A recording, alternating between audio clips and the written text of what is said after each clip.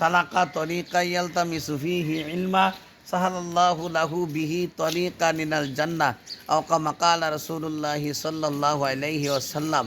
তালিবুল ইলম শিক্ষা করার জন্য কিছু পথ অতিক্রম করে, যে ব্যক্তি ইলমে দ্বীন শিক্ষা করার জন্য কিছু পথ অতিক্রম করে, আল্লাহ তাআলা তার জান্নাতের রাস্তা সহজ করে দেয়। সুবহানাল্লাহ, সুবহানাল্লাহ। সুবহানাল্লাহ, তালিবুল ইলম যখন রাস্তা দিয়ে হাইটা যায়, যদি গুরুস্থান থাকে 40 দিন গুলো মাফ হয়ে যায়। সুবহানাল্লাহ।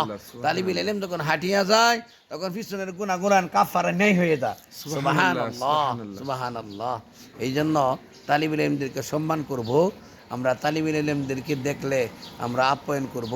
এই যে দেখেন, এই যে তার ছেলের জন্য খানা নিয়ে দিয়েছে মাদ্রাসায়, তার ছেলের জন্য খানা নিয়ে দিতেছে, কত কষ্ট করতেছে, কেন গিয়া শুধু যদি ছেলে জান্নাতে যায় সেও জান্নাতে যাবে।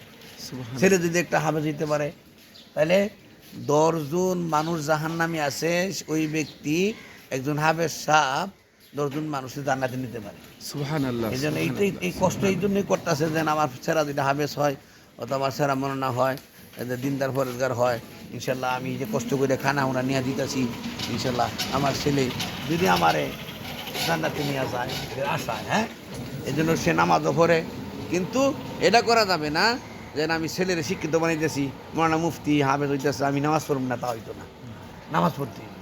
আল্লাহ পাক রব্বুল আলামিন আমাদেরকে বেশি বেশি আমল করতে দান করুক, আমিন। আসসালামু আলাইকুম ওয়া রাহমাতুল্লাহি ওয়া বারাকাতুহু। ওয়ালাইকুম আসসালাম ওয়া রাহমাতুল্লাহি ওয়া বারাকাতুহু।